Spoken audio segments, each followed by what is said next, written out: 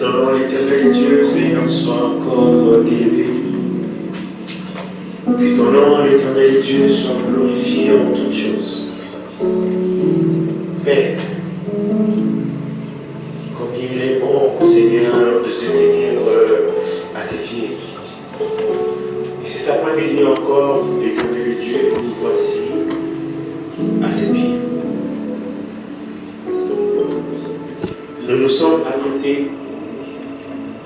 Nous avons disposé, Seigneur, nos cœurs de recevoir tout ce que, Seigneur, tu as apprêté pour nous.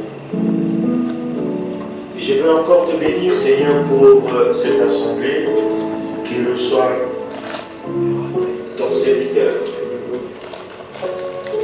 Et je crois, l'Éternel Dieu, à ce que, Seigneur, tu as apprêté pour nous. Et c'est pour cela, l'Éternel Dieu, je veux bénir encore ton Saint-Nom. Je veux te glorifier.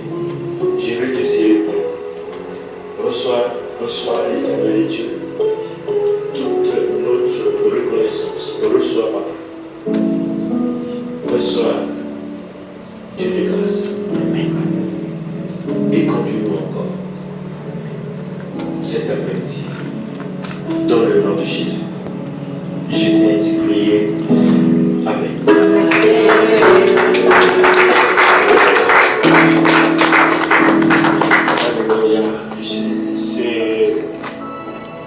C'est pour moi une occasion de joie, d'allégresse, de recevoir l'apôtre Dordan Saint-Flourien au milieu de nous.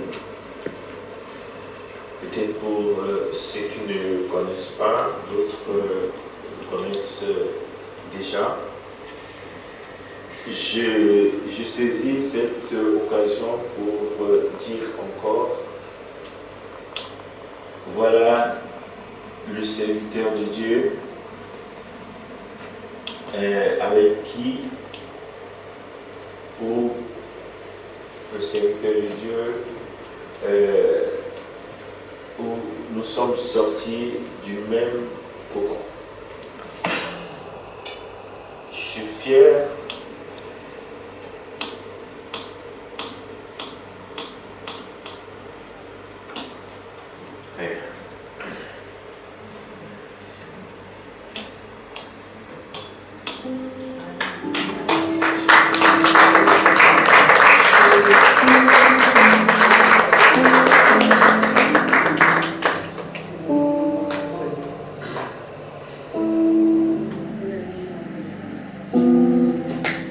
sortis du même cocon.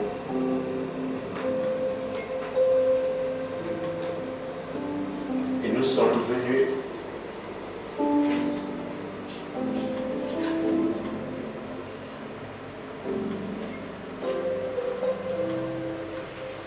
de si loin.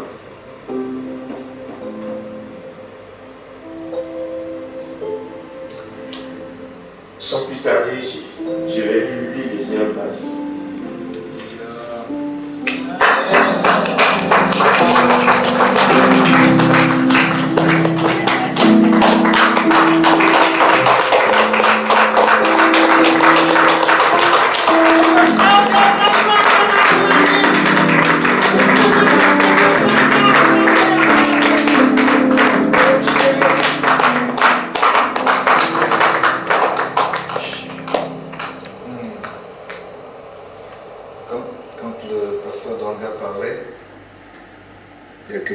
Et son esprit qui pouvait connecter pour savoir ce qu'il pouvait vivre par le Saint-Esprit.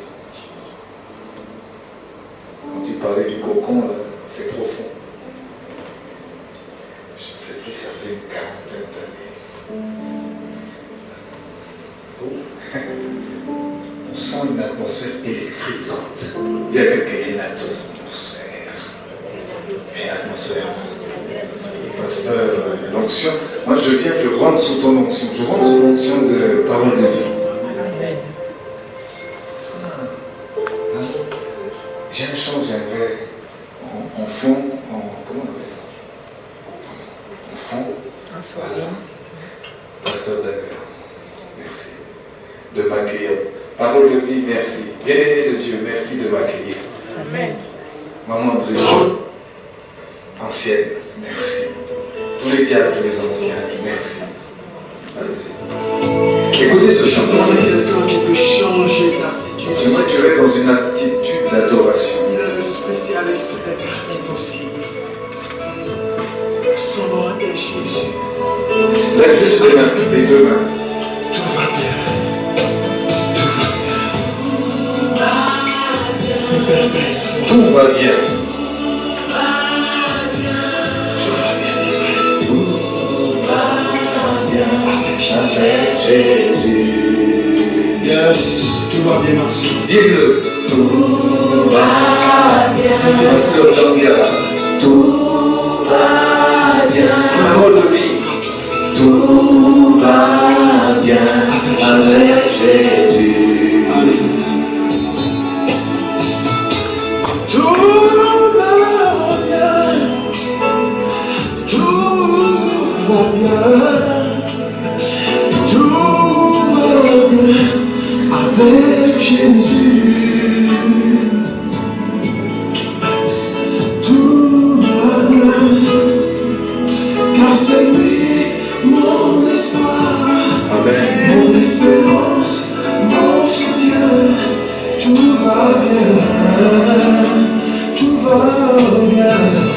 Tout va bien avec Jésus. Tout va bien, tout va bien avec Jésus. Oui, je sais que tout va bien. Tout va bien. Je le vois de tout mon cœur. Dis-le de tout ton cœur. Je sais que tout va bien. Tout va bien avec Jésus. Alléluia. Quel que soit mon frère tes problèmes, les épreuves que tu traverses, confesse que tout va bien avec Jésus. Alléluia. Je me souviens de cette femme, la tsunami. Amen. Malgré la mort de son fils unique, a dit que tout va bien avec Jésus. Alléluia. Elle a cru de tout son cœur. Amen. Elle a mis sa foi en l'Éternel, son Dieu. Car tout va bien avec Jésus. Confesse. Il est le Dieu de miracles. Amen. Il a la solution à tes problèmes. Si tu veux que tout va bien avec Jésus. Si les médecins t'ont dit que la maladie qui te tourmente tant est incurable, je voudrais te dire simplement qu'il est l'Éternel qui te guérit.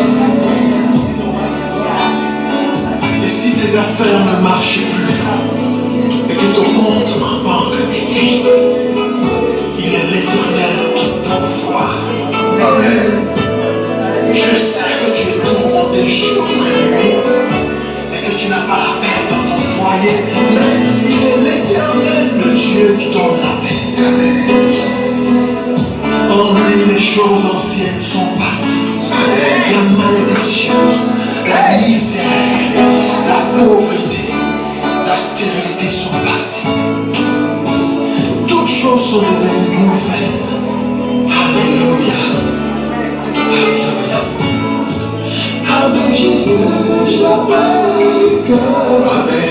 Avec Jésus, j'ai la joie de vivre. Alléluia. Et avec lui, l'amour est dans mon foyer.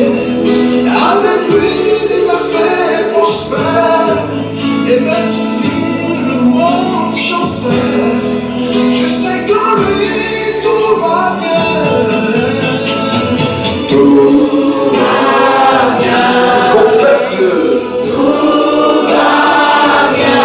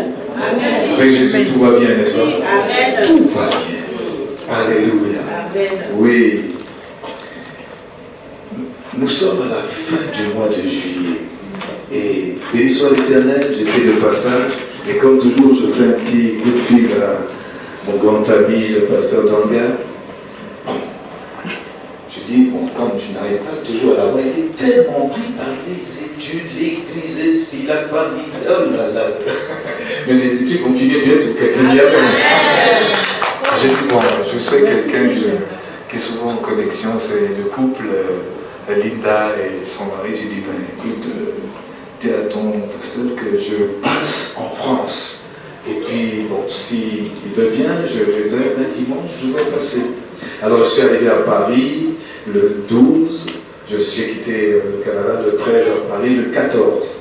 Donc j'étais à Aulnay-sous-Bois chez un de mes fils spirituels, l'apôtre Anissé Koubi.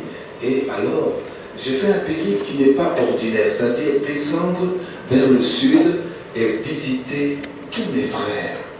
Bon, nous sommes dans ma famille 12, en tout 2 sœurs et 10 frères. Mais j'étais l'aîné des frères. Mais il y en a une qui venait avant moi, c'était ma grande sœur.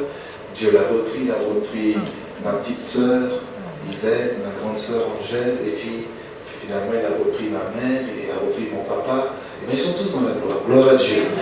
Et donc il reste actuellement une dizaine de frères. Puis il y en a en Suède, il y en a en Centrafrique, et puis il y en a la plupart qui sont nés en France, ils sont revenus en France vivre avec leur famille. Donc je suis descendu à Bordeaux, où j'ai rencontré un de mes frères, deux de mes frères, puis je suis descendu à Agen, j'en ai rencontré un autre, et je suis descendu à Toulouse, j'en ai rencontré 2 autres, bon le reste sont en Afrique et ailleurs. Mais c'était dans un but où je devais les encourager et les amener à la foi.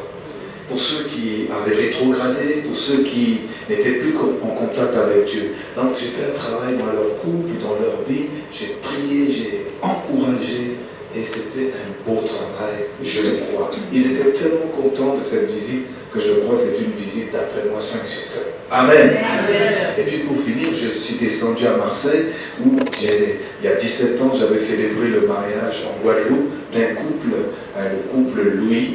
Donc, ce sont des jeunes, ils ont 3 enfants maintenant. Et quand je leur dis, je vais vous visiter, ils étaient très contents. Là encore, le Seigneur m'a permis de faire un travail en profondeur pour les relever, les encourager.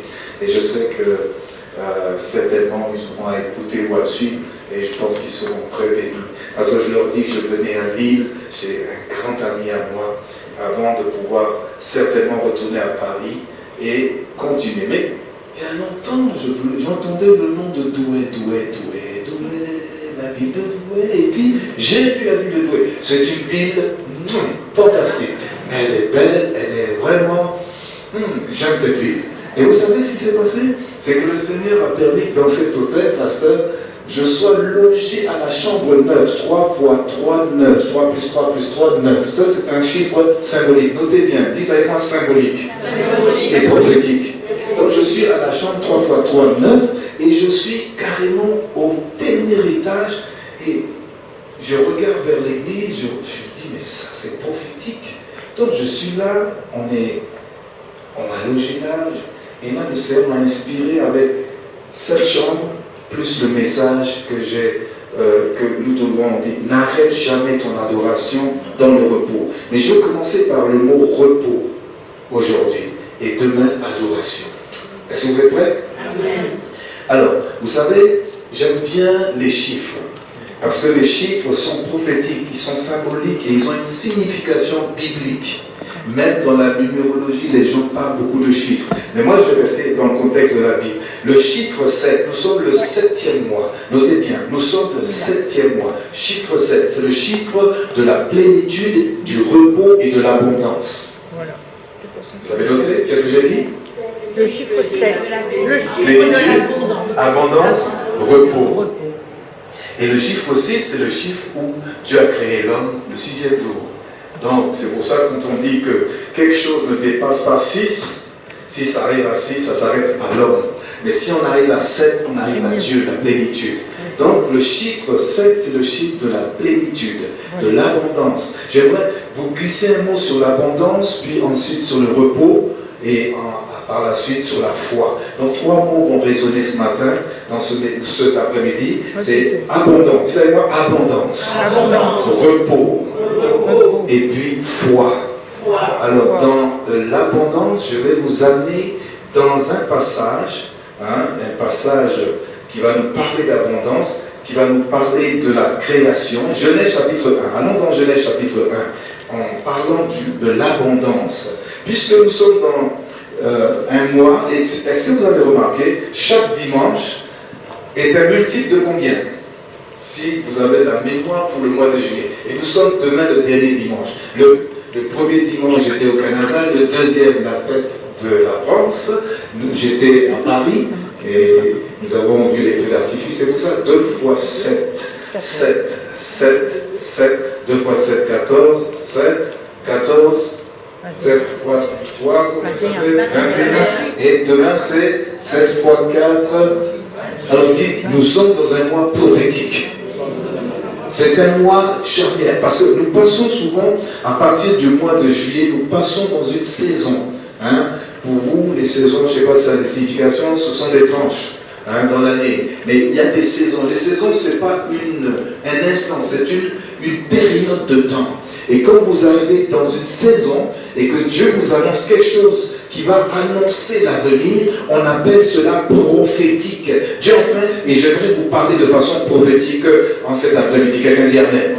Alors note bien, quoique nous soyons presque à la fin du mois, la saison du mois de juillet ouvre une perspective sur l'abondance, sur le repos spirituel et le repos de Dieu, et sur la foi. Et demain, je pense que nous allons parler d'un passage parlant de Job et de plusieurs concernant l'adoration, mais surtout, notez bien, le chiffre 7, c'est le chiffre de la plénitude, de l'abondance, du repos, mais ça annonce maintenant le chiffre 8. Quand nous arrivons au chiffre 7, et bien les Juifs disent repos, et le mot repos c'est Shabbat. Dites avec moi Shabbat.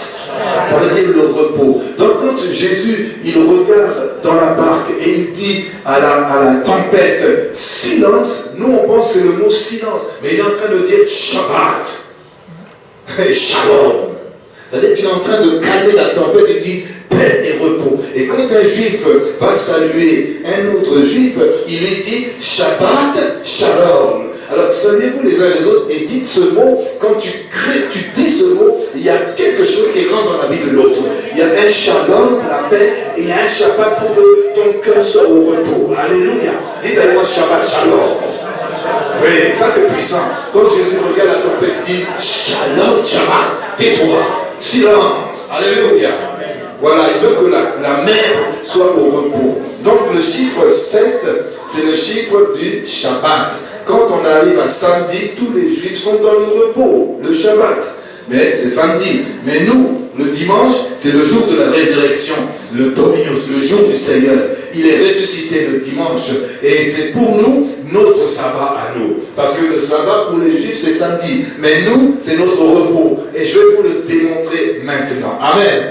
Mais en partant maintenant de l'abondance, allons dans Genèse chapitre 1. Alors note bien, si tu as de quoi écrire, parce que nous allons enseigner la parole et prier sur la parole. Quelqu'un dit Amen. Amen. Genèse chapitre 1, allons dans Genèse chapitre 1, verset 28, quand Dieu a créé l'homme, le 6e jour, le chiffre de l'homme, et il bénit ce jour-là en lui disant des choses. Après, il arrive au chapitre 2, c'est le 7e jour, nous allons voir, et puis pour vous dire, le 8e jour, dites, à bon tonton, le 8e jour voudrait dire quoi? Puisque tu parles de chiffres, alors posez-moi la question, j'aimerais vous l'entendre me la poser. C'est le jour du nouveau départ. Ça nous fait penser à Noé, chapitre 8 de Genèse, mais je n'irai pas là-dedans. Le chiffre 8, c'est un nouveau départ. Donc le mois de août, ça va être un nouveau départ pour beaucoup d'entre nous. Alléluia. Il y a un nouveau départ. Nous finissons l'abondance, le repos, la plénitude. Nous entrerons dans un nouveau départ. Alléluia. Alors, Genèse au chapitre 1, versets 27 et 28. Dieu créa l'homme à son image, il le créa à l'image de Dieu. Comment il créa l'homme à l'image de Dieu? Il va le créer homme et femme. L'image de Dieu, c'est deux choses. Quelqu'un dit homme et femme. Si tu prends l'homme seulement, tu n'as pas l'image complète ni totale. Si tu prends la femme seulement, tu n'as pas l'image complète ni totale. Mais si tu prends les deux, tu les mets ensemble, tu as l'image de Dieu. Il les créa homme et femme. Tu dois noter ça. Ce n'est pas un enseignement que je veux le faire, mais note bien que Dieu a créé l'homme et la femme. Donc, le mâle et la femelle. Quelqu'un dit Amen. Amen. Alors, mets ta main gauche sur ton cœur, lève la main droite et nous allons bénir le Seigneur. Bénis le Seigneur pour la parole que tu vas recevoir. Oh, béni soit ton nom. Bénis le Seigneur. Bénis le Seigneur pour la parole. Bénis-le. Ne te tais pas. Ouvre la bouche. Parle à toi-même. Parle à Dieu. Dis Seigneur cette parole. Qu'est-ce que tu veux m'enseigner en cet après-midi? Oh, béni soit ton nom. Ta parole est une lampe à mes pieds, une lumière sur mon sentier. Éclaire-moi en cette fin de juillet. Éclaire-moi dans ce mois d'abondance, de plénitude, de Shabbat. Oh Seigneur, merci pour le nouveau départ, car au mois d'août, il y a quelque chose de nouveau avec toi. Il y a une nouveauté. Oh Papa, bénis cette parole et qu'elle nous fasse du bien. À nous, ici, à Parole de Vie, et partout où elle sera prêchée, nous la recevons avec joie. Nous la recevons avec foi. Nous la recevons et nous chassons et nous bannissons l'incrédulité dans le nom et dans le sang de l'agneau. Et quelqu'un dit Amen. Dieu les bénit. Alors, au verset 28, c'est là où j'arrive pour un des premiers points. Il y en a 3 petits points. Dieu les bénit. Dieu leur dit en ce 6e jour, soyez féconds, multipliez, remplissez la terre, l'assujettissez et dominez. Voilà le but pour lequel tu as été créé. 5 choses. Et vous savez, ces 5 verbes impératifs sont des verbes que Dieu a donné à l'homme, mais que beaucoup d'hommes d'affaires utilisent et que les chrétiens n'ont rien compris. Quand Dieu dit soyez féconds, c'est-à-dire que dans le plan de Dieu, il y a toujours une semence. Et cette semence, je bénis le nom du Seigneur. Parce qu'il y en a un qui a mis ça en pratique dans cette salle. Je le taquinais hier, je dis, tu as fait un beau travail. Il me dit, il ne comprenait pas. Après, je lui ai dit, il me dit, mais tu sais, ma femme est enceinte. Et je dis, mais c'est ça, tu as fait un beau travail. Quelqu'un dit, il a fait un beau travail. Sans semence, dis à quelqu'un, sans semence, il n'y a pas de bébé. Les petits enfants vont dire, qu'est-ce qu'il est en train de dire, l'apôtre? Maman, tu m'expliqueras ça à la maison. Alléluia. Il faut une semence. Les arbres, une semence. Dans toute la création, nous avons besoin d'une semence. Et la première chose, si tu veux aller loin jusqu'à la domination, il faut la semence. Et il dit, soyez féconds. Pour être fécond, il faut une semence. Pour ensuite avoir la multiplication, il faut que tu sèmes. Et quand le grain tombe à terre, eh bien, il produit un phénomène. On nous dit que ce grain, il meurt. Pourquoi Jésus dit, si le grain qui ne tombe à terre ne meurt, il demeure seul. Mais s'il tombe et meurt, Jean 12, eh bien, il va faire quelque chose. Il va se multiplier. Est-ce qu'il y a quelqu'un qui veut multiplier? Ça veut même avec une idée. Hein? C'est ceux qui sont devenus riches ou prospères, ils ont eu une idée semence. Tout dans la vie, c'est une semence. Quand ça fait une idée, c'est une semence. Quand tu as vraiment des moyens, ce sont des semences.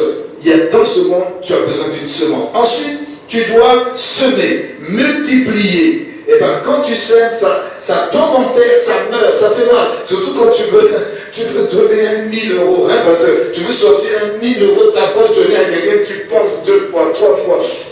Ça meurt, quelqu'un dit ça meurt en toi. Quand tu meurs dans ton âme, sortir ça. Même quand on dit donner la dîme, tu gagnes peut-être 2 000 euros, et là tu veux sortir 200 euros, tu penses 1 fois, 2 fois, tu dis non, je vais donner 20 euros. Quelqu'un dit ce n'est pas la dîme, dis à quelqu'un ce n'est pas la dîme. Hein, c'est pas ça? La dîme c'est le 10e. Et ça c'est un principe universel. C'est pas un principe de l'Ancien Testament, ce n'est pas un principe de Moïse. Moïse n'a fait que légaliser la dîme. Mais la dîme est un principe parce que Abraham, quand il a été en guerre, il a gagné. Il y a un homme qui vient de nulle part. Il s'appelle Melchizedek. Et il vient, il lui donne du pain et du vin. Puis Abraham, il a pris tout le butin, il a sorti le 10e, il a donné à Melchizedek, roi de justice. Melchizedek, roi de Salem, Jérusalem. Hey, il vient d'où? On dit que Hébreu 7, il est comparé à Christ. C'est Christ qui était apparu. Quand il est apparu avant Moïse. Quelqu'un dit la dîme, c'est avant Moïse. Moïse n'a fait que le légaliser pour payer les Lévites, c'est tout. Mais nous revenons à la nouvelle alliance. La dîme est universelle et tu vas même dépasser la dîme. Tu fais au-delà. Et Paul va appeler ça la libéralité chrétienne. Ah, il n'y a pas d'amen. Il y a des personnes qui comprennent ça, ils disent amen. Quelqu'un dit, est-ce que tu es quelqu'un qui est dans la libéralité ou tu es un peu chiche? Parce que ceux qui ne sont pas les mains qui sont libres, ils ne peuvent pas pratiquer la libéralité. Ils ne peuvent pas investir, ils ne peuvent pas donner, ils ne peuvent pas donner à Dieu, c'est prêter. Dieu n'a pas besoin de ton argent. Tu lui prêtes, il multiplie. C'est une semence. Quelqu'un dit, c'est une semence. Après la fécondité, tu peux multiplier et ensuite Dieu dit remplissez la terre. Moi je pense que j'ai fait un beau travail, un peu mieux que toi. J'en ai 8. Quelqu'un dit il en a 8. J'ai de nouvelles graines. Quelqu'un dit de nouvelles graines. Et avec ces graines, eh ben, je suis un peu mon papa parce que lui il en a 12 tribus. Amen. Et moi je suis avec 8 tribus. Amen. On multiplie. Et quand on multiplie, à un moment qu'est-ce qui se passe? Eh bien, il y a un homme qui s'appelle Bill Gates. Vous le connaissez? Quand je suis arrivé au Canada, dans les années 90, eh bien, j'ai découvert les ordinateurs, les Intel, toutes ces choses, les Windows. Et puis, je ne comprenais pas trop grand-chose, mais il fallait que je pratique ça. Et là, on disait, tu sais, Windows, ça appartient à un Bill Gates. Et si tu veux commander, il faut passer par lui. Parce qu'actuellement, il a le monopole. Et à un moment, il avait tellement le monopole qu'on disait qu'il pouvait acheter la moitié de la lune. Tellement il avait d'argent. Et aujourd'hui, il y a ceux qui... Elon Musk, on va entendre des gens, celui qui est à Google, là, comment il s'appelle vous connaissez? Bon, vous n'êtes pas trop là-dedans, là? Non. Hein? Bon, celui qui est à Google, en tout cas, ces gens-là, il y en a la plupart, là, c'est dans 10 hommes sur des centaines de riches dirigent le monde à cause qu'ils possèdent la puissance financière. L'argent, c'est une puissance. Alors ils disent, ils ont le mot à dire, écoute, si je suis milliardaire, j'entre ici, là, j'aimerais respecter un peu, là, alléluia, mais je suis milliardaire de Dieu. Quelqu'un dit, nous sommes les milliardaires de Dieu. Quand tu rentres à la banque, tu viens à la banque, on sait que tu pèses en kilo quelque chose, en kilo euro, en kilo dollar, quoi que vous voulez. Tu rentres, et tout de suite on t'accueille. Monsieur, vous voulez nous suivre? Mais si tu es là, le pauvre qui vient emprunter, il dit, non, on n'a pas d'argent pour vous. Mais quand tu pèses, eux là, ces gens-là, ils pèsent. Et quand ils arrivent quelque part, ils ont leur mot à dire. Et bien dans les histoires de pandémie, ils avaient leur mot à dire. Mais nous avons notre mot à dire. Vous savez, il y a beaucoup de croyants, et surtout dans le milieu anglophone, ils ont compris des mystères de la parole. Alors je veux que les francophones se réveillent et rentrent dans la bénédiction de Dieu. Amen. Amen. Et je n'ai pas entendu. Amen. Amen. Alors, qu'est-ce qui se passe? Il dit multiplier. Alors quand tu as un monopole que tu as tellement multiplié, les ordinateurs, on ne passe que par lui à un moment, et bien qu'est-ce qu'il fait? Tout le monde est sujet. Tu veux faire quelque chose, tu passes par qui? Par celui qui possède le monopole.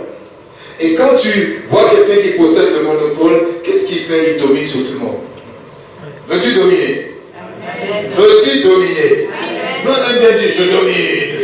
Mais tu domines avec quoi?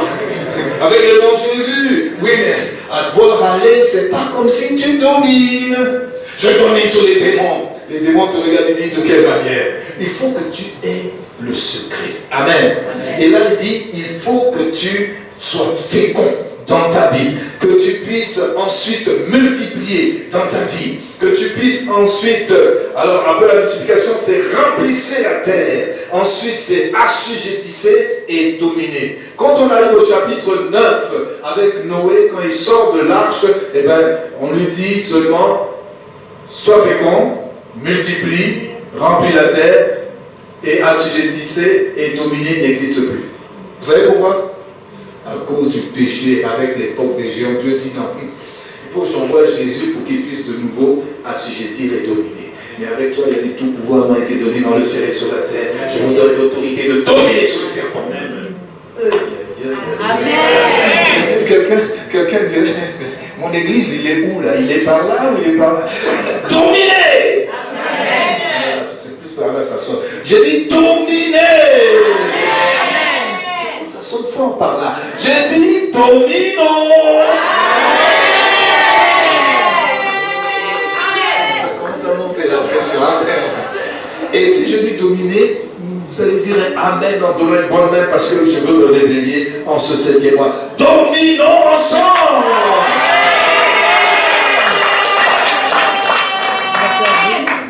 Dis avec moi, je veux être fécond. Je veux multiplier à partir de ce jour. Je veux remplir. Remplis-moi d'abord de ton esprit. Je veux assujettir. Et je veux dominer. Comme Jésus m'a appelé à dominer. Amen. C'est des principes, hein? Pour ce 7e mois. Quelqu'un dit abondance. Abondance. Bon, allons dans Joël. Vous allez voir qu'il y a des principes pour l'abondance dans Joël. Vous connaissez le livre de Joël? Je vais vous faire voir juste un mot-clé. Un mot-clé. Et après, nous allons aller dans le message du repos. Et comme nous avons chanté la Sunamite, on va aller voir la Sunamite à la fin. Alors, dans... Quelqu'un a trouvé Joël 9:28? Vous connaissez le livre de Joël? Il est juste avant l'Apocalypse. Une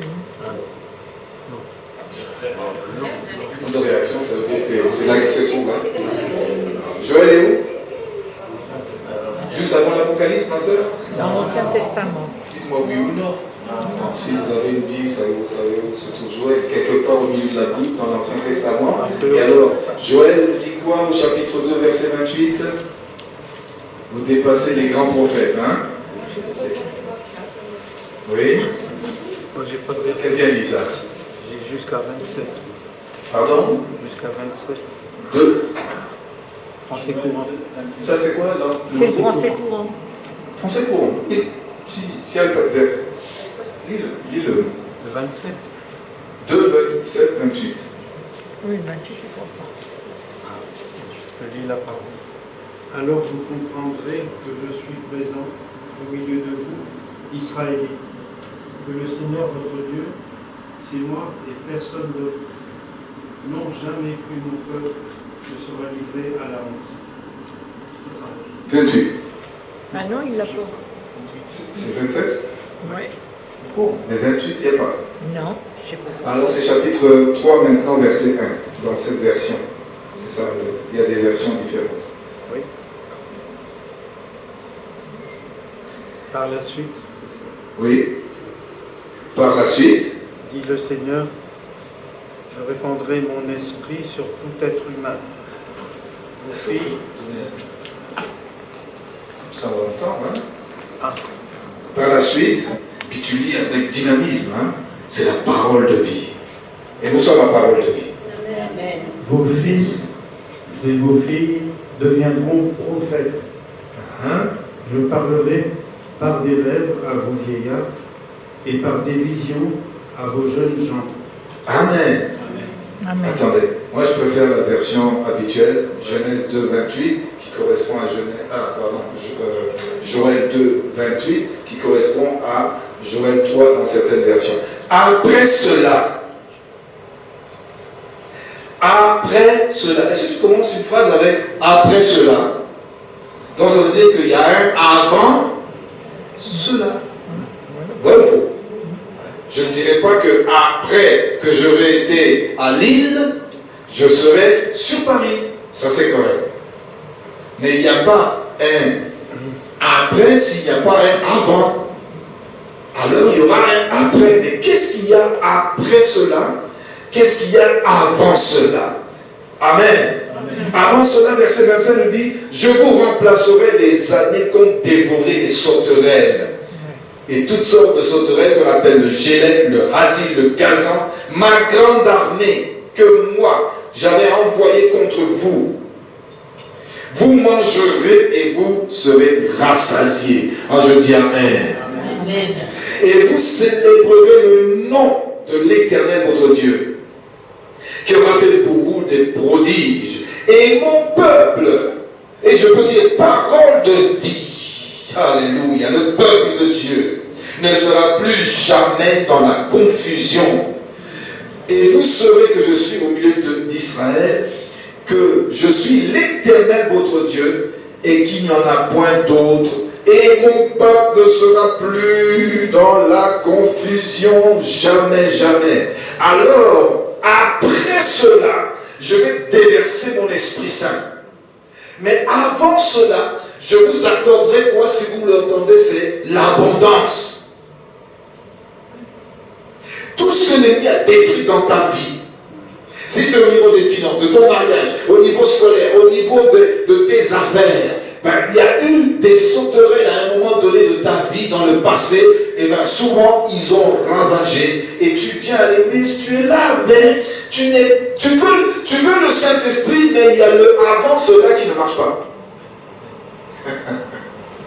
Avant cela, ça veut dire que les finances, ça ne marche pas, le foyer, ça ne marche pas, les affaires, ça ne marche pas, mais tu veux la plénitude du Saint-Esprit. Mais avec ça, je connais des gens qui sont remplis du Saint-Esprit, mais ils ne savent pas quoi faire avec, ils ne sont pas riches. Et le Saint-Esprit devrait nous donner la bénédiction, n'est-ce pas? Parce que si je suis rempli, mais qu'en étant rempli, j'ai les poches vides, c'est inquiétant. C'est pourquoi il dit, avant cela, il faut que je te bénisse, et après cela, demande le Saint-Esprit, tu vas voir ce qui va se passer. Il y en a qui ne me suivent pas. Si tu veux un après cela, la plénitude de l'Esprit, demande aussi au Seigneur le avant cela. Bénis-moi aussi, et après cela, remplis-moi du Saint-Esprit. Et tu vas voir l'équilibre, il y a dit l'équilibre. Parce que ceux qui ont le avant cela et le après cela, ils sont équilibrés. Quand ils vont parler de Dieu, il y a des effets. Parce qu'ils savent qu'il y a un avant et il y a un soubassement. Amen. Amen. Oh, acclame pour cette parole, parce qu'il y a un avant d'avoir le après cela. Je veux que tu puisses demander au Seigneur, Seigneur, le avant cela là, moi je sens que je veux ton Saint-Esprit, mais ça ne va pas dans mon couple. Je veux ton Saint-Esprit, mais les finances, je suis touché comme dans je suis broke. Seigneur, je veux que tu me bénisses à ce niveau pour que je bénisse l'église. Et quand je bénis l'église, le Saint-Esprit descend. Et bien je suis content, je chante avec joie. Amen. Elle vient de chanter, je vois la soeur qui anime, elle fait, oh, je sens que l'esprit est là, et puis alors les autres ne sont pas connectés au même niveau parce que le avant cela, est-ce qu'il y a le avant cela aussi dedans? Mais c'est même, elle essaie de nous pousser dans le après cela, il y a le avant cela qui rend les gens disent, oui, mais les sauterelles de ma vie, quand je suis rentré, Seigneur, je t'ai chanté, mais ça sera encore la même chose. Quelqu'un dit avant cela. L'abondance. Et après cela, la plénitude. L'abondance et la plénitude.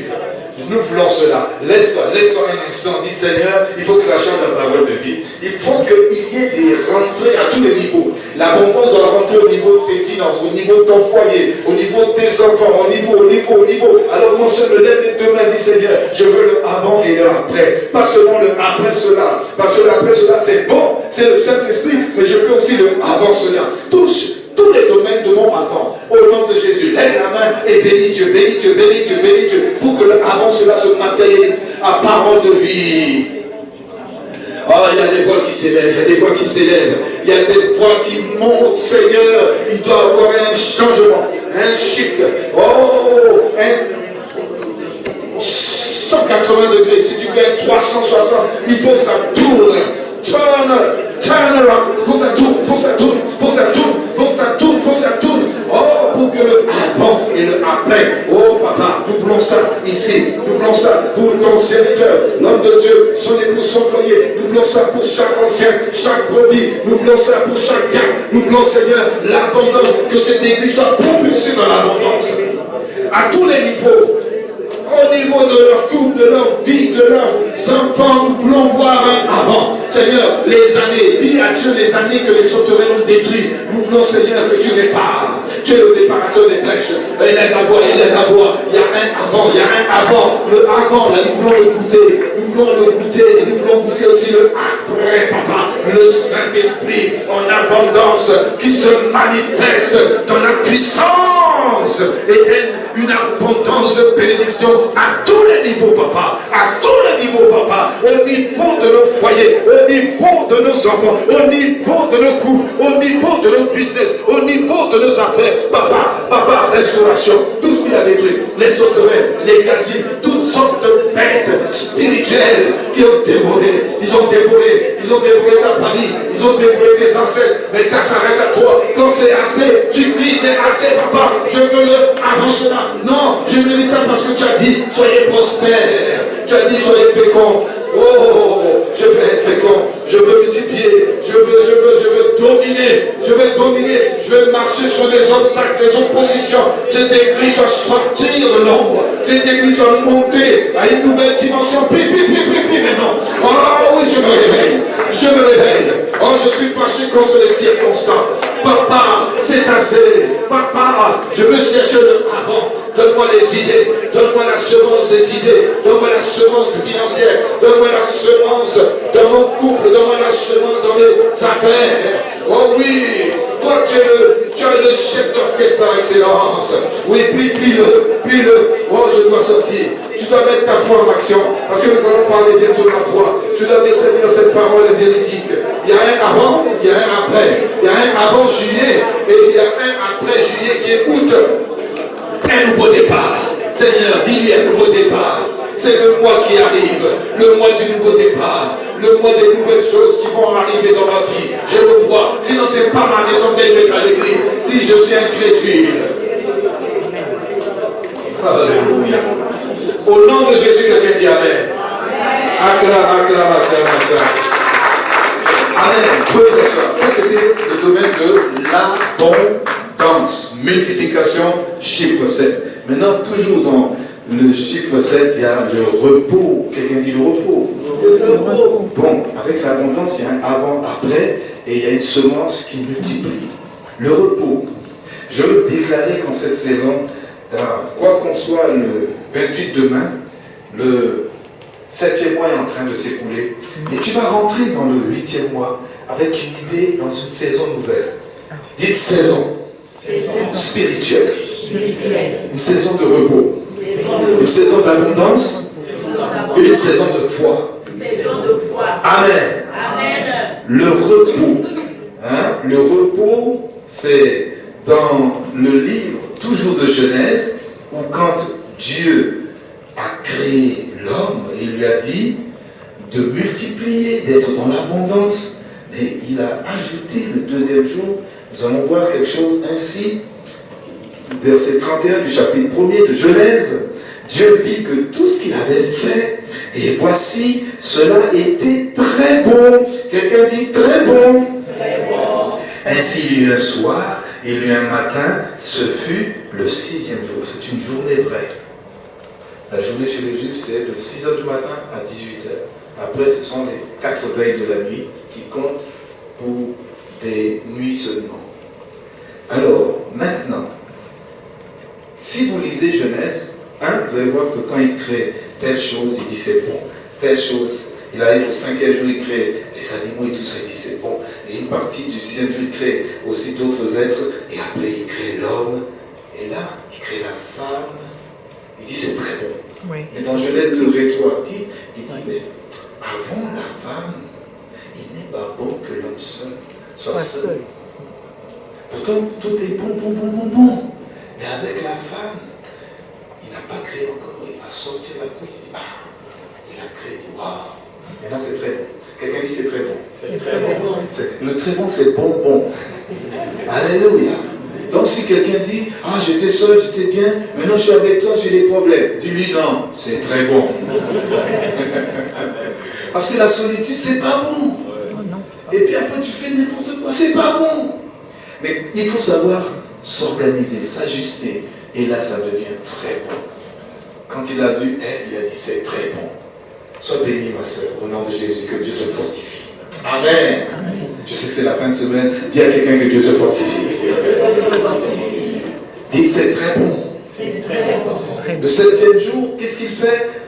Eh bien, il constate, au verset 1 du chapitre 2, ainsi furent achevés les cieux, la terre et toute leur armée. Dieu acheva au 7e jour son œuvre.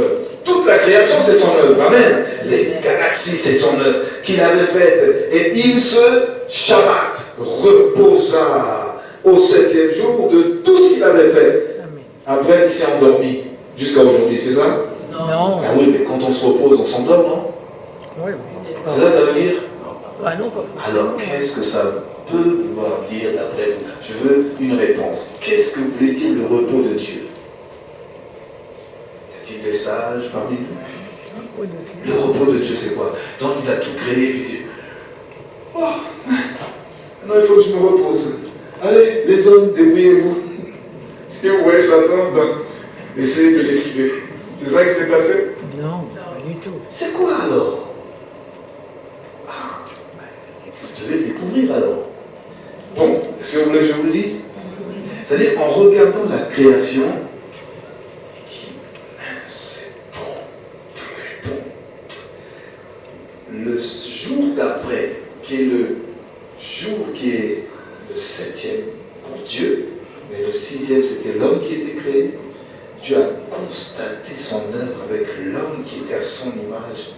Il dit, allez dans le jardin d'Éden, profitez. Rentrez dans mon œuvre, c'est-à-dire rentrez dans mon repos. Maintenant je me repose. Rentrez dans mon repos. À partir du 7e jour, c'est votre repos. Mangez des fruits, attention à celui-là, profitez de tout, cultivez le jardin, mais ne touchez pas aux fruits de ça. Mais entrez dans mon repos, entrez dans mon œuvre, parce que je constate que c'est très bon, c'est beau, je suis satisfait. Et le 7e jour, entrez dans mon œuvre. Et qu'est-ce qui s'est passé? Peu de temps après, ils sont tombés dans ce repos-là. C'est pourquoi je dis, n'arrête pas ton adoration dans le repos de Dieu. Ça, c'est ce qu'on verra demain. Dans le repos de Dieu, il y a des choses que tu dois faire.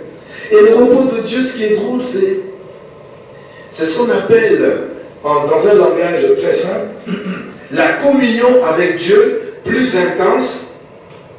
C'est spirituel, le repos de Dieu. C'est la communion vivante avec Dieu dans laquelle l'âme trouve la paix et profite des bénédictions de Dieu. Est-ce que ton âme est en paix? Est-ce que tu profites réellement de l'œuvre de Jésus-Christ? On va y arriver. Parce qu'il a dit, venez à moi, vous tous qui êtes fatigués et chargés, et je vous donnerai du repos. On n'est plus à Jésus, mais on est encore chargés. Vous allez voir qu'il y a des gens qui sont chargés à bloc. Ils viennent au pied de la croix avec leur fardeau, et puis ils le déposent au début du culte. Quelqu'un dit au début du culte. Seigneur, voici mes fardeaux. Tu sais, je suis venu ici avec tel fardeau. Il dépose. Quelqu'un dit, là, quand tout le monde sort, le verset du pasteur est sorti, il ramasse le fardeau, il ne faut pas. Je ne suis pas sûr que Dieu va m'exaucer. Ça s'appelle quoi? L'incrédulité. C'est pour ça que l'incrédulité n'a pas permis, nous dit Hébreu, allons dans Hébreu, aux Juifs de rentrer dans le repos. Pourquoi? Nous allons l'expliquer. Hébreu chapitre 4. Si vous le lisez à la maison, vous allez voir qu'ils ne sont pas entrés dans le repos avec qui? Avec Josué. Parce que Adam et Ève n'ont pas profité longtemps. Après, ils ont été esclaves du diable. Ensuite, il dit, bon, ok, Noé, à cause de toi, dit son père, le père de Noé, c'est le mec, il dit, voilà enfin quelqu'un qui nous fera entrer dans le repos. Il va nous donner du repos. En ce moment, il y avait des géants, il y avait de la cruauté. Il dit, oh, c'est trop, Seigneur. Et là, toutes les pensées des hommes étaient vers le mal. Dieu dit, alors il envoie le déluge. Et le père de Noé dit, voici enfin Noé, je te donne Noé, consolation, parce que tu nous feras enfin entrer dans le repos. Est-ce que c'était le cas? Noé, il est sorti de l'arche, qu'est-ce qui s'est passé encore? Tout de suite, il a commencé à boire, il était tout nu dans sa tente, puis le père de Canaan est venu à vue, il a rigolé, et puis vous savez, c'est pas bien ce qu'il a fait, parce qu'il a vu la nudité, il aurait dû cacher la nudité. Vous savez ce que c'est que la nudité? C'est physique, mais c'est spirituel. Par exemple, si votre berger, il a des défauts. Ah, t'as vu ses défauts, oh, comment il est mauvais de ce côté-là de sa vie. Ça, c'est la nudité du pasteur. Mais il y a une nudité physique, mais il y a une nudité spirituelle. Et il y a les deux frères qui ont pris un drap, ils sont marchés en arrière, et ils ont fait quoi? Ils ont caché la nudité de Papa Noé. Quelqu'un dit Papa Noé. On n'a pas besoin de voir ta nudité. Il y en a des gens qui se plaisent à voir la nudité de leurs frères et leurs sœurs. Regardez-moi ceux qui vont bien. Regardez-moi ceux qui vont. Oh, j'ai vu ça. C'est étaler la nudité des uns et des autres. Dieu nous a amenés à couvrir. L'amour couvre une multitude de péchés. Ah, j'ai pas entendu. De péché. Mais ceux qui sont spirituels apprennent à couvrir les autres. Pardonnez-vous. Encouragez-vous, c'est pas grave, frère, relève-toi. Ah, t'as vu, là, t'es tombé, toi aussi. Tiens, t'as vu, t'es comme ça. Par terre. Et voilà, il est achevé. Un mois dans l'église. On est content. Alors, à qui le truc? C'est tout. Qui en va zigouiller encore, hein? Qui a une nudité? Ah, je vois une nudité qui paraît là-bas. Alors, frère, viens. Allons-y, hein? Mais au lieu de le relever, il achève. L'église a une armée qui s'achève les uns les autres. Hello? Hello, pasteur. L'église est la seule armée où on tire sur les autres. On prend même les armes de Satan et on tire sur nos frères. Et tire sur nos sœurs. Non. Tu dois couvrir la nudité de tes frères. Quelqu'un dit Amen. Amen. Si tu veux rentrer dans le repos, eh bien, c'est à cause de cela aussi après. Beaucoup de choses. Canaan est devenu Canaan.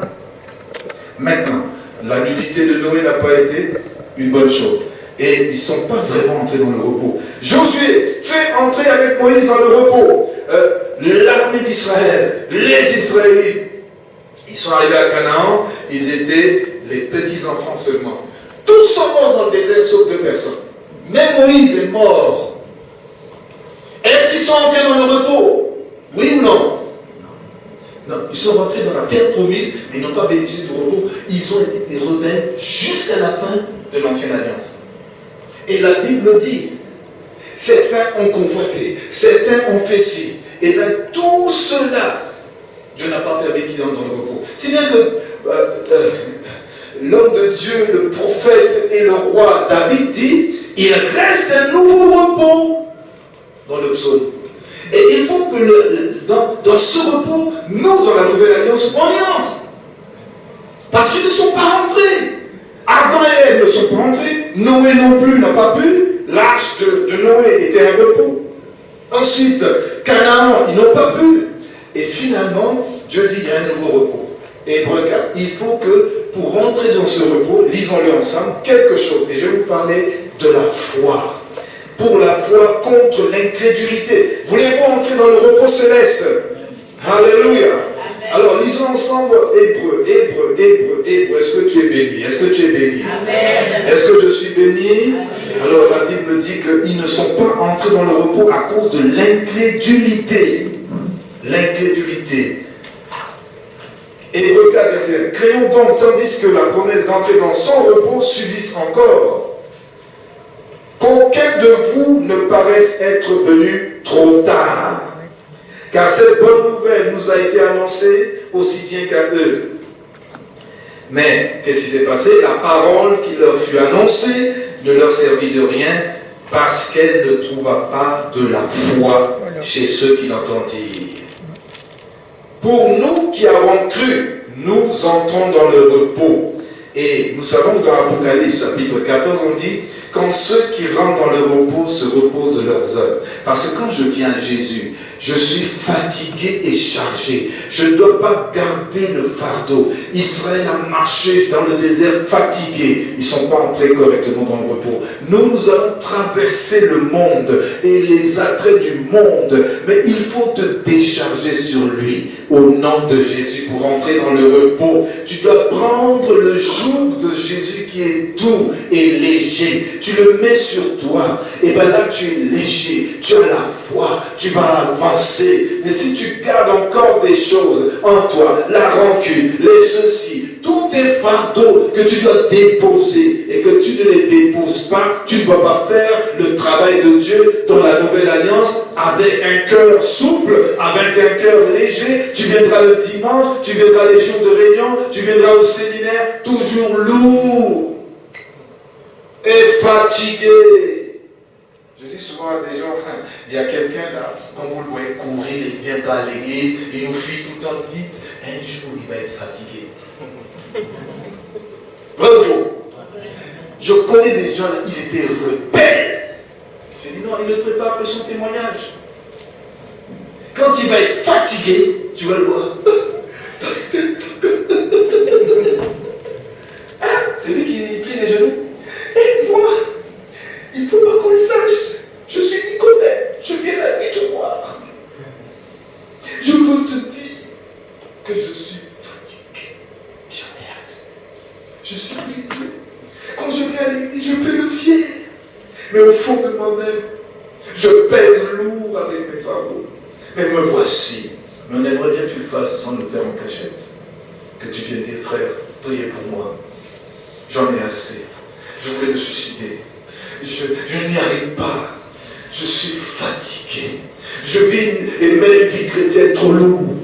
Je veux être léger. Jésus a dit, mon fardeau est doux, mon fardeau est léger. Mais je n'ai pas ce fardeau-là. Quand tu es déchargé, tu prends le fardeau de Jésus, tu entres dans le repos. Il n'y a pas d'amen. Il n'y a pas d'amen. Non, qui sincèrement dans cette salle peut dire, moi je suis léger. Comme on dit dans une langue à pépélé, léger. Est-ce que quelqu'un est léger dans son cœur? Est-ce que quelqu'un sent qu'il vit une vie chrétienne à la vitesse du Saint-Esprit et que vraiment il sent que oui, la joie du Seigneur c'est sa foi, même s'il y a des problèmes. Mais non, on va voir une femme qui malgré les problèmes, eh ben, elle a trouvé le secret. Allons dans 2 Rois pour terminer ce message. Allons dans 2 Rois ensemble. Alléluia. Est-ce qu'on peut encore accorder 10 minutes pour qu'on puisse prier après? Amen. Est-ce que vous êtes prêts? Est-ce que tu veux entrer dans le repos? Amen. Le vrai repos. Alors 2 Rois chapitre 4 nous dit qu'il y avait une femme. Elle s'appelait la Tsunami, comme on l'a entendu dans le chant. Alors, qu'est-ce qu'elle a fait? Au verset 8, on nous dit qu'Élisée il passait dans un village qui s'appelle Sunem. Tout le temps il passait par là, il passait par là. Et puis il y a une femme qui a regardé Élisée longtemps et dit, hey, chérie, viens. Il y a un homme là qui passe tout le temps dans notre village, mais j'ai l'impression que c'est un homme de Dieu. Qui peut voir cela? C'est le discernement de l'esprit. Il y a un homme qui passe souvent à l'île, il y a un homme qui passe souvent à Parole de Vie, il y a une femme qui passe souvent là. On peut reconnaître ceux qui nous apportent quelque chose quand ils passent au milieu de nous. Amen. Et tu peux dire, lui, il a quelque chose. Amen. Elle a quelque chose. Parce que quand il passe, je sens quelque chose. Quelqu'un dit, je sens quelque chose.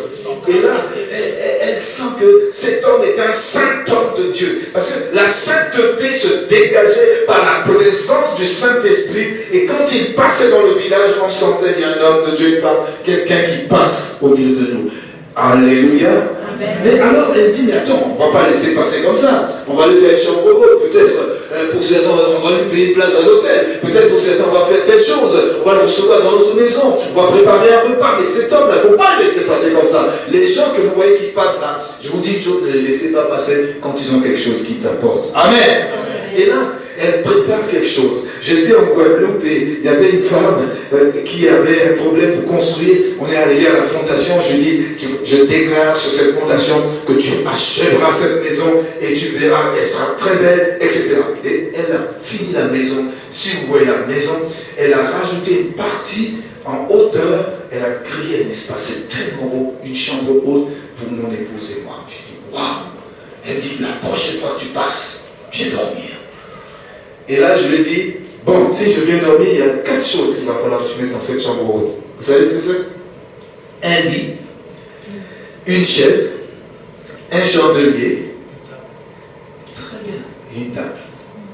Elle a préparé ça.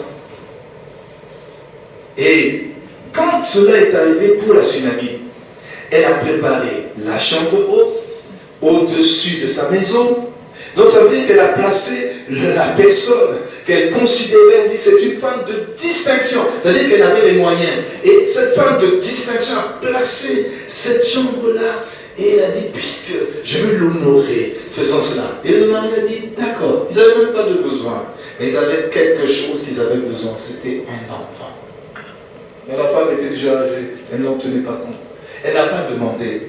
Et à un moment, Élisée dit, bon, tu vois, elle nous fait du bien. Quand je viens, je me repose. On dit, Élisée, quand il arrivait, on nous dit, Élisée, verset 11, étant survenu à Sunem, se retira dans la chambre haute et il coucha. Quelqu'un dit, il coucha.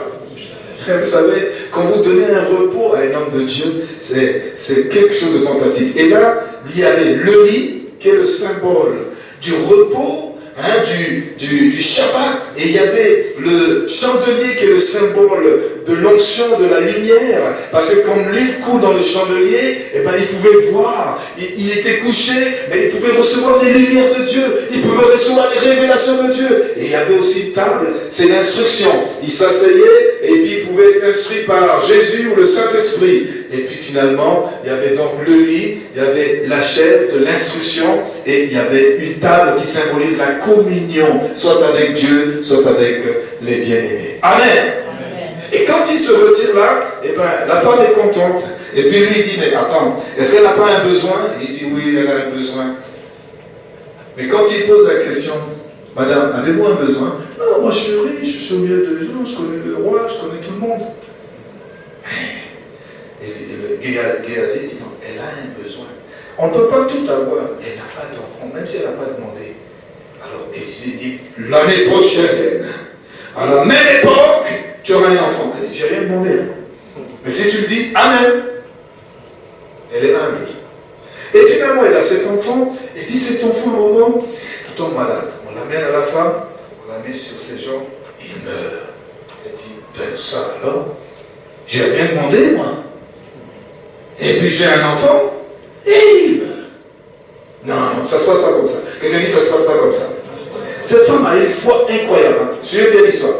Elle prend le bébé, elle l'amène, l'enfant, parce qu'il était plus bébé, le dépose sur le lit de l'homme de Dieu, le couche sur le lit, là où il dort, là où il y a l'onction, là où quand il se repose, il reçoit la révélation, là quand il passe, il se repose, il repose son corps, et quand on repose son corps, et bien l'esprit dans le corps est en bénédiction, et il dépose la grâce sur le lit. Vous savez, quand les hommes de Dieu ont utilisé quelque part dans votre maison, allez, j'ai dit à cette femme, lorsqu'on quittait la Martinique pour revenir, je dis, tu peux aller te coucher sur le lit, il y a des bénédictions qui t'attendent. Elle a tout de suite été la nuit, même on est parti se coucher sur le lit.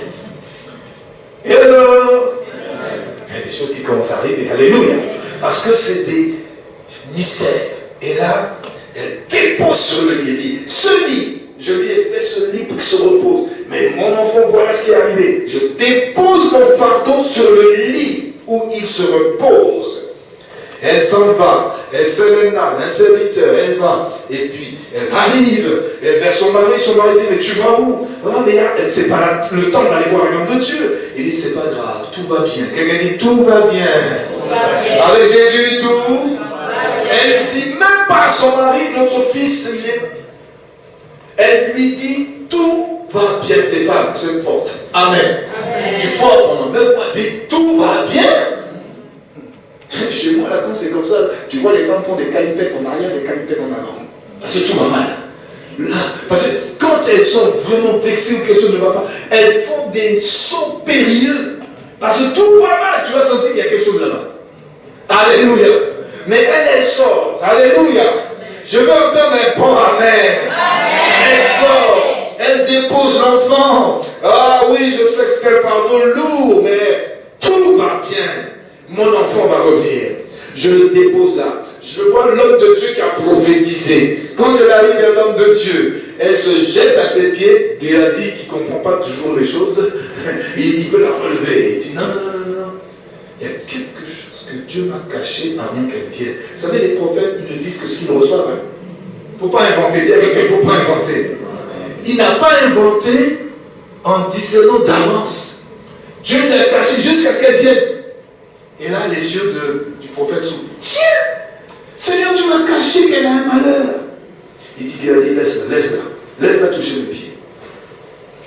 Elle dit, je n'ai rien demandé. Elle ne dit pas, tu avais prophétisé l'autre jour, non? Vous les hommes de Dieu, là, on vous connaît. Alors tout ce qui est bon là est éliminé. Dis à quelqu'un, tout ce qui est bon est éliminé. Vous savez qu'il a dit des bonnes choses, mais il y en a une chose là qu'il a dit, puis ça a mal tourné ou ça. Je ne sais pas ce qui s'est passé dans ta vie, tu dis, c'est ça. Ils sont toujours les mêmes.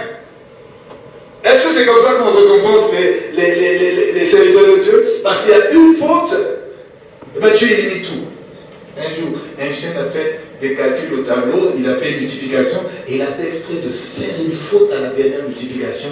Les élèves se sont moqués de Einstein, lui là, il est mauvais. Et je dis, oui, c'est comme ça que c'est la vie. C'était une leçon que je voulais vous donner. Sur tout ça, vous me dites ceci. Il a fait exprès. Si cet homme fait des erreurs, voilà, c'est ce qu'on attendait. Ah bon, tu es prophète.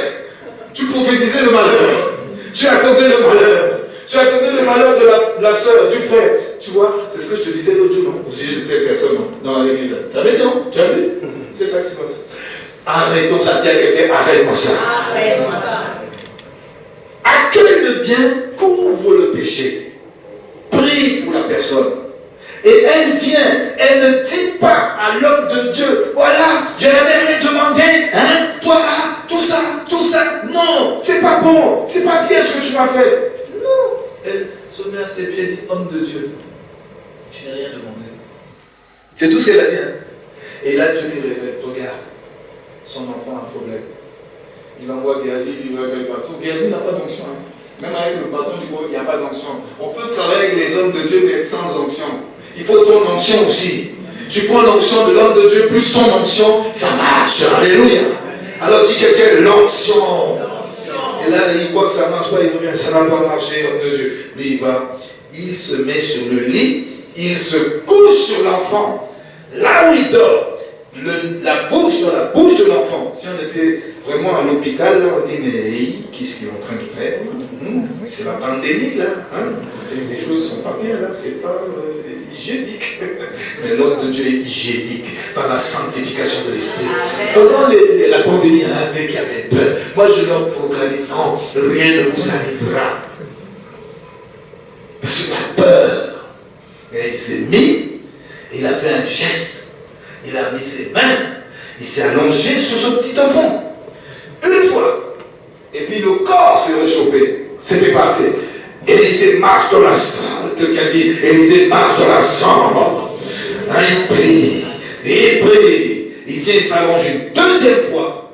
L'enfant éternue 7 fois. Quelqu'un dit chiffre 7. Et il se relève autrement. Amen. Amen. Amen. Amen. Si tu n'as pas fait l'expérience de la résurrection, tu ne pourras pas trop comprendre. Tu vas dire, mais pasteur, apôtre, tu as fait l'expérience de la résurrection? Je dis oui, 2 fois. Une fois avec mon fils Shekina, une fois avec ma belle-mère. Non, ça me suffit. Amen. Parce que quand tu sais que quelque chose peut ressusciter, c'est bon. Ça marche. Quand tu sais que les aveugles peuvent voir, c'est bon, j'en ai vu. Telle chose peut aller, c'est bon, c'est vrai. Amen. Amen. Mais il faut avoir quelque chose. Quelqu'un dit la foi. Cette femme avait la foi, elle a dit, tout va bien. Et les gens, ils racontent tous leurs problèmes, mais sauf à Dieu. Arrête de parler de tous tes problèmes aux gens. Parle à Dieu. Dis-lui, Seigneur, tout va mal. Il y a des fois, je dis, J'ai la jambe qui est en train de combattre. Ça me fait mal, mais c'est en train de combattre. Il dit oui, j'ai mal à la jambe, hein, c'est un langage. Mais Jésus il dit, la personne n'est pas morte, elle dort. Ça dit, il faut que tu apprennes à booster ta foi. Parce que tout le temps on est en train de dégrégoler votre foi par des confessions. Hein, je suis malade. Ça dit, je prends le nom de je suis qui est Dieu et tu ajoutes malade. Dieu, tu es malade. Mais mon Dieu n'est pas malade. Je suis en train de combattre dans mon corps. Et je sais que mon frère va guérir. Parce que les médecins, eux, ils soignent. Mais c'est Jésus qui guérit. Amen. Et je te dis ça à un médecin parce qu'il était en train de voir quelque chose et il a dit à ma femme, ce genre de choses ne guérit pas, c'est pour la vie. Ma femme l'a regardé, elle aime le challenge. Et on reviendra vers lui et nous allons lui dire 2 mots. On est revenu 1 an après et il dit, monsieur, vous n'avez pas la maladie. Monsieur, mais vous êtes au top. Oui, monsieur, Jésus m'a guéri. Vous essayez de me soigner, mais c'est Jésus qui guérit. Ah, c'est bien dit, hein, ça. Vous savez, il ne peut pas reconnaître. Ah, c'est bien dit, hein, ça. Je vais retenir cette phrase. C'est tout, hein. Et là, ma femme, elle a commencé à bombarder. C'est Jésus, etc. Évangélisation. Parce que Dieu a touché son mari. Amen. On peut prier maintenant. On peut prier maintenant. Est-ce que tu es dans le repos maintenant? Dans ce mois-là, on va se lever, on va se lever, on va se lever, on va se lever. Est-ce qu'on peut prier maintenant? Gloire à Dieu. Amen. Qu'est-ce que j'ai dit? En résumé, nous sommes le 7e mois. 8e, nouveau départ. Tu veux un nouveau départ? Un même départ que l'année qui a passé? Ou un nouveau départ? Si tu veux un nouveau départ, mets ta main gauche sur ton cœur. Lève ta main droite et nous allons prier. Parce que dans ce nouveau départ, tu vas proclamer l'abondance. Tu vas proclamer qu'il y a un avant là. Hein, qu'il y ait ce séminaire, il y a un maintenant et il y a un après.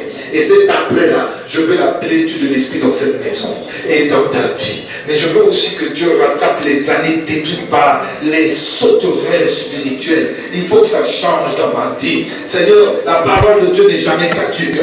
Et si l'apôtre qu'on l'a amené en cet après-midi, c'est qu'il veut dire quelque chose qui va booster ma foi, qui va encourager ma foi, qui va réveiller ma foi, qui va me dire, sors de ton sommeil, mon fils, ma fille. On commence à dire merci d'abord à Dieu pour toutes ces paroles. Le repos de Dieu. Entre dans le repos de Dieu. Entre dans le repos de Dieu. Je veux que tu sois un intercesseur. Je veux que tu sois un homme, une femme de prière. Merci pour le repos. Dis-le lui, parle-lui. Papa, il faut que ça change là. C'est pas une vie chrétienne, ça c'est. Je veux pas la médiocrité. Non, non, non, non, non, non, non, non. Tu m'as parlé de repos. Ah, le 7e jour, le 7e mois. Je vais entrer dans ton repos. Oui, le repos est en Jésus. Je veux décharger des fardeaux. Maintenant, je dépose véritablement mes fardeaux. Seigneur, tu vois ce truc-là, tu vois cette chose-là, tu vois ce problème-là, tu vois la situation-là. Seigneur, c'est à tes pieds, c'est à tes pieds. Comme cette femme-là, avec Jésus, elle est entrée dans le repos, elle a déposé sur le lit qui est le symbole du repos, son fardeau qui était lourd à son cœur, de femme brisée, elle n'a rien demandé, et voilà qu'elle est dans l'amertume. Mais là, elle refuse l'amertume, elle refuse de critiquer l'homme de Dieu, elle refuse de voir le négatif, elle met les lunettes de la foi, elle dit, elle déclare, avec Jésus tout va bien. Oui, avec Jésus tout va bien, papa, même si ça chauffe, même si ça brûle, mon Dieu, avec toi tout va bien. C'est ma parole de foi, c'est ma confession ce soir. Avec toi, je veux faire encore des exploits. Jusqu'à la fin de l'année 2024, je refuse la pauvreté, je refuse la violence de l'ennemi, je refuse la tempête qui s'est dit, j'ouvre la bouche et je déclare shalom. Refuse. Tu as la foi pour refuser. Tu as la foi pour faire face à cette situation. Eh bien, tu as la tempête de ton cœur avec Jésus. Tout va bien. Avec Jésus, tout va bien se passer, ma vie. Tout va bien se passer. Tout va bien. Tout va bien. Tout va bien, bien-aimé. Oui, pas la ton problème. Regarde la tempête en face. Tu dis, ça va bien, ça va bien. Ça va bien. Vous savez, les enfants de Dieu ont un langage supérieur à tout ce qu'ils peuvent voir. Hein? Alléluia, mets les lunettes du Saint-Esprit, alléluia, pour la situation de vie, la situation, il y a des montagnes, il y a des montagnes qui vont transporter. Les Les disciples ont chassé le démon dans ce jeune homme. Ça n'a pas marché. Et Jésus a fait une parole. Et ils ont posé la question, pourquoi ça n'a pas marché pour nous? Et il a simplement dit, c'est à cause de votre incrédulité. Mais si vous avez la foi comme un grain de moutarde, oh, tu pourras transporter les montagnes. Oh, parole de vie, c'est à toi que je parle. Je suis venu du Canada te dire ce message. Oh, mais un grain, les soupçons de quoi? Tout est dans cette graine. Tout est dans cette graine. La semence, la semence, la semence, la semence. Oh, la semence, homme de Dieu, la semence, Maurice, la semence, la semence. Tout est contenu dans la semence. Et c'est ta foi. Déclenche-la, déclenche-la, déclenche-la. Jésus dit, si tu as la foi comme un grain de moutarde, dis à la montagne, parle à ta montagne. Quelles sont les montagnes de ta vie? Quelles sont les montagnes? On parle à la montagne, parle, la montagne des géants. Non, non, non, non. Je veux que cette église soit une église de la foi. Parole de vie, parole de foi. Parole qui donne la vie, c'est parole qui donne la foi. Tu ne peux pas avoir les paroles de vie sans avoir la parole de foi. Oh bien-aimé, réveille-toi d'entre les morts, tant qu'il tombe. Réveille-toi, réveille-toi. Ancien soir, un fonceur. Toi et ta maison, toi et ta maison, toi et ton époux, soyez des fonceurs. Il n'y a pas d'âge pour foncer. Il y a que la foi qui compte. Comme Caleb et Josué, à 80 ans, 85 ans, ils pouvaient réaliser des montagnes. Caleb a dit, donne-moi cette montagne. Dis-le, donne-moi cette montagne, papa. Donne-moi cette montagne. Dis comme Caleb, donne-moi la montagne. Je n'ai pas peur. Je n'ai pas peur, j'avais peur. Mais après ce message, je n'ai plus peur. Oh, je n'ai plus peur. Je n'ai plus peur. Parce que j'ai l'assurance de mon salut. J'ai l'assurance que Jésus écoute le prière des enfants. Même s'ils sont jeunes, Jésus, quand les enfants prient, ils vont trembler les montagnes. Ils vont trembler les montagnes. Oh, prie, prie, prie, ouvre la bouche. T'es là, réveille-toi, sors d'entre les morts. Les morts ne sont pas parole de vie. C'est des gens qui sont vivants, qui ont la parole vivante. Oui, oui, oui. Réveille-toi d'entre les morts. Proclame la parole. Proclame la parole comme de Dieu. La parole de vie, la parole de vie, la parole, la parole, la parole, la parole, elle est pour toi, elle est pour toi. C'est Dieu qui te parle, c'est Dieu qui sait que tu en as besoin. Ton cœur en a besoin, ton cœur en a besoin.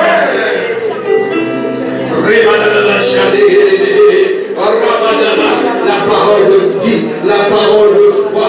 Oh oui, c'est l'église, c'est pas une église de figure, c'est une église de profondeur, c'est une église qui doit se lever.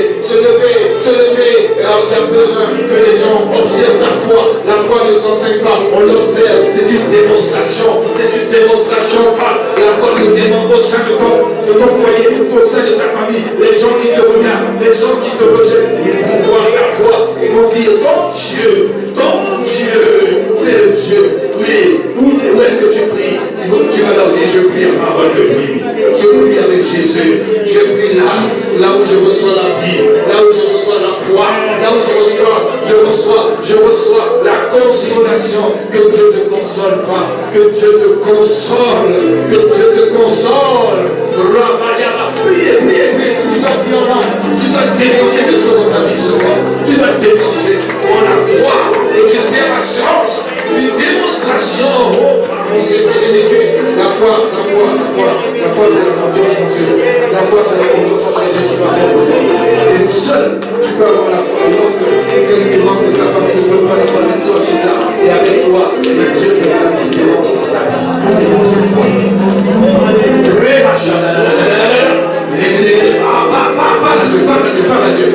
Parle à Dieu, je veux entendre la voix. Je veux voir. Tonnerre de prière, que les anges descendent dans ce lieu, que les anges descendent quand ils entendent la voix qui résonne, les anges sont en activité, que les anges sont en activité, que l'onction de foi, de parole de vie se met en grand au nom de Jésus de Nazareth. Fais monter la pression de la prière qui a réveillé, les gens en prison avec Paul et Silas, la prière qui montait pour Pierre, qui a été béni. n'est pas blanche. Maintenant, il faut qu'on sente la prière dans cette maison. Ah non, non, non, non, je ne peux plus entendre parler de ma faiblesse, de mes problèmes. Non, celui qui vit en toi, il t'a mis la graine, la graine, la graine, la graine, la graine, la graine, la graine. Toi, il a mis la graine. Tiens, reçois cette graine de vie, de foi, de puissance. Oh, yada. Reçois cette graine. Oh, pour le changer les événements de ta vie. Oh, prie. C'est plus le temps c'est le temps de la prière, c'est le temps d'exercer ta foi, c'est le temps de la restauration. La protection de toi, la protection c'est de maintenant jusqu'à l'accouchement, protection, que les anges t'accompagnent partout, que les anges t'environnent de leur présence. Oh oui, ça va réussir dans tes affaires, ça réussira. Tu as confiance que ce que Dieu t'a dit aujourd'hui est une parole pour toi. C'est la parole qui réveille ta foi, qui chasse l'incrédulité, qui enlève le doute, Oh, merci pour ce jeune, merci pour cette église, merci pour cette soeur, merci pour la foi, merci pour la confiance. Alléluia. Oh, quelque chose arrive dans ta vie. Je nomme quelque chose. Et c'est un nouveau départ. Oh oui, tu as entendu, tu as aspiré à ce séminaire. Voilà, le souffle de Dieu qui vient sur toi. Comme un vent violent. Mais Dieu, reçois la vie. Rempli. Il y a un avant, il y a un après. Maintenant, le après sera différent. Cette année, à partir de ce jour, tu vas avoir des exploits dans tes études, dans la réussite. Dieu a appris, il a eu quelqu'un qui a préparé pour toi, pour l'avenir. C'était l'avenir. Commence avec un changement radical. Voilà, reçois la puissance de Dieu. Reçois.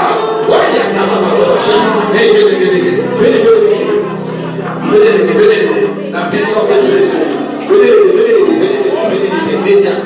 soyez prêts, parce que la gloire de Dieu, ne soyez pas étonnants. La gloire de Dieu est là, elle est là pour toi, femme. Elle est là pour toi, femme. Je vais vous dire ce qu'on appelle le après, mais le avant, c'est la restauration de ta vie, dans ton couple, dans tes affaires, contre tout ce qui ne marchait pas.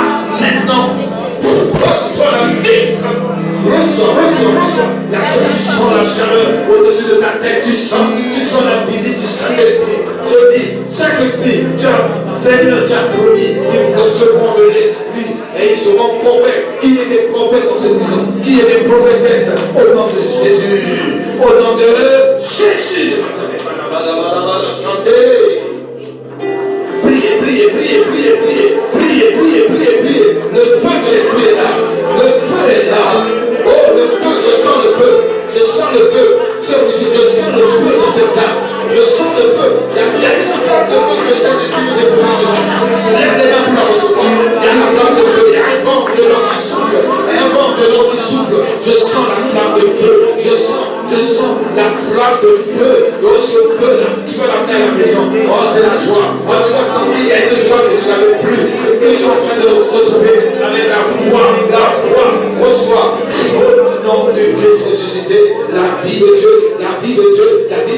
Ça dépend même que tu ne sois pas des gens, parce que le Saint-Esprit vient de puissant sur toi aussi, frère. Oh oui, Dieu il aime comme tu es, mais il veut te visiter, même en étant quelqu'un qui réfléchit, quelqu'un qui pense. Mais regarde, il y a un nouveau départ à partir du mois d'août, et ce nouveau départ, il commence maintenant. Reçois bien aimé la vie de Dieu.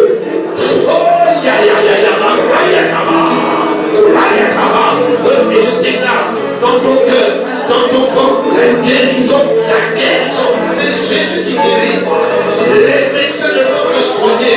Je dis Jésus te guérit à partir maintenant que la foi te soit accordée. La guérison.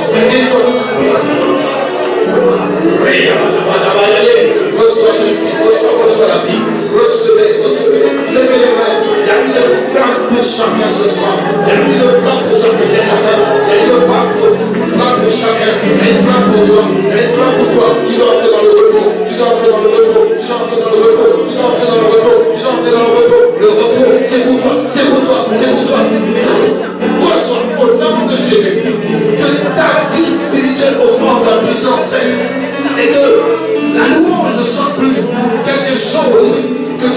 pratiquer, forger, tu reçois la vie de l'adoratrice. L'adoratrice, tu ne perdras plus jamais ton adoration. Je t'ai appelé à être une adoratrice. Reçois la vie de Dieu. Reçois le nouvel an, reçois le nouvel an, reçois le nouvel an, des nouvelles lampes, des lampes de feu, des lampes de feu, des lampes de feu, des lampes de feu, des lampes de feu, des lampes de feu, ça va chauffer, des lampes de feu, ça va chauffer, des lampes de feu, de feu, de feu, feu. Ouais, Saint-Esprit de feu. Descends. Reçois ce feu, garde ce feu, garde ce feu, garde ce feu, garde ce feu, garde ce feu, garde ce feu, garde ce feu, ce feu, tu as besoin de feu, tu as besoin de ce feu, tu as besoin de ce feu, tu as besoin de cette vie, tu as besoin, reçois le feu, reçois le feu, reçois le feu. Reçois le don des langues en puissance. Au nom de Jésus, reçois cela. Reçois cela, tu vas le voir, quand tu rentres, tu vas le sentir. Ah, je réactive,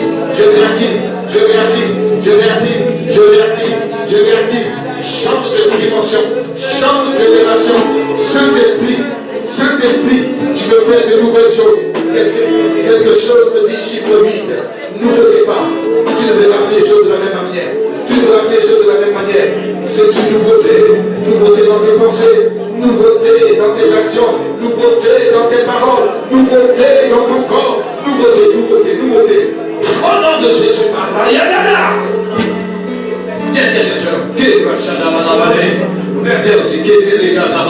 au nom de Jésus, la nouveauté c'est pour vous, la réconciliation, les gradégagés, les gradagadara, il y a une connexion qui va se passer entre vous.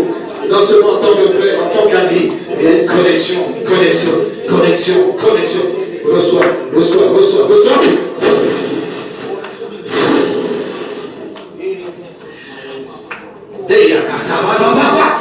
Oh, des fleuves d'eau vive. Rivers of Hallelujah. Bradega. Fire.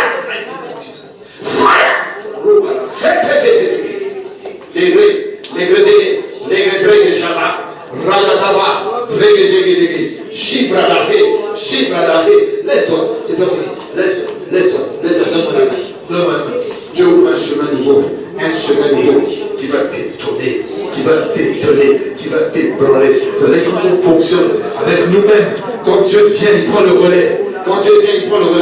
Là, je te tiens la main, il y a un relais. Regarde, transmission dans ton bras droit, ça va dans ton bras droit, ça rentre dans tout ton corps, ton corps.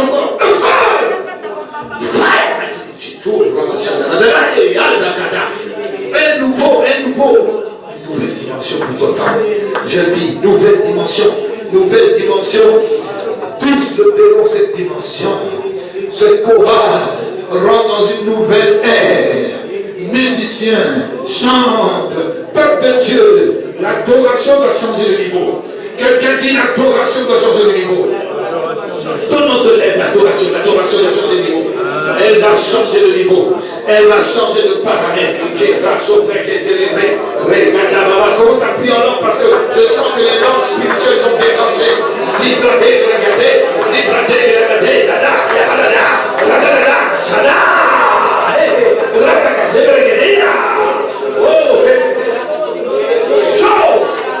C'est chaud.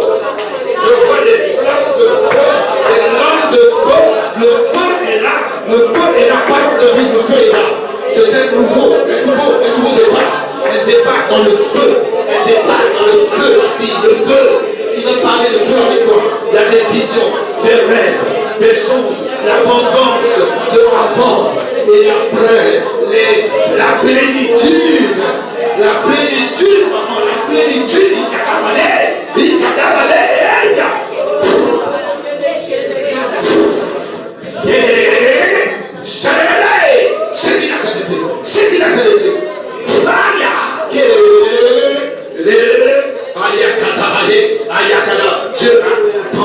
Dieu a un regard sur toi. Dieu a un regard spécial sur toi ce soir. André, c'est vrai,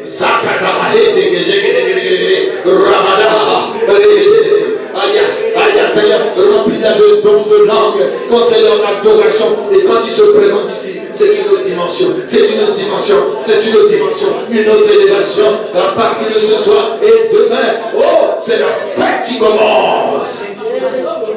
Zakadé, Ragadadé, Chabradadé, Chabradadé, Chabradadé, Rabbi Kachadé, Okina Hakanadé. Saint-Esprit donne les dons spirituels, les dons, recevez les dons de langue, les dons de vision, de révélation. Car il y a le après, c'est la plénitude, avec les dons, les songes, les visions, les révélations, paroles de connaissance. Seigneur, que ça nous répond dans les rêves, qu'une voix sans vision, ouvre les yeux spirituellement, ouvre les yeux. Ceux qui ne voyaient pas, qu'ils voient ça.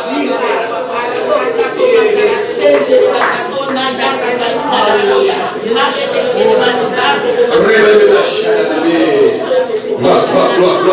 On va se lever, on va se lever, on va se lever. Aïe. Quelqu'un dit le feu. Quelqu'un dit le feu. Quelqu'un dit Holy Ghost fire. La puissance de Saint-Esprit. Au nom de Jésus, il est vaincu. Quelqu'un dit, il est vaincu. Amen. Lève les mains. Au nom de Jésus, reçois le feu. Regarde, là, ça balait au-dessus de vos têtes, ça balait au-dessus de vos têtes.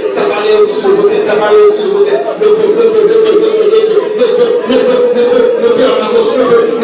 Dans ton ventre, tu sens le feu. Dans tes mains, tu sens le feu. Sur ta tête, tu sens le feu. Tu sens le feu dans tes mains. Tu sens le feu. Tout ce qui est contraire, recule. Il n'y a pas de place dans cette maison pour tout ce qui est opposé. Prends ce feu, jeune homme. Prends ce feu. Prends ce feu de vie. J'enlève les fardeaux. Même si tu n'étais pas là, j'enlève ces fardeaux. Je te donne le fardeau doux et léger. Oh, Jocelyn, que tes yeux s'ouvrent là où tu n'as pas vu les ouvrir. Reçois la vision spirituelle de Dieu. Au nom de Jésus. Elle ne voulait pas. Tiens la main de ton maître. Tiens la main de Jésus. Ne lâche plus sa main, toi. Ne lâche pas sa main. Tu iras loin. On a essayé de te faire reculer, mais tu vas aller loin. Au nom de Jésus. Au nom puissant de Jésus de Nazareth.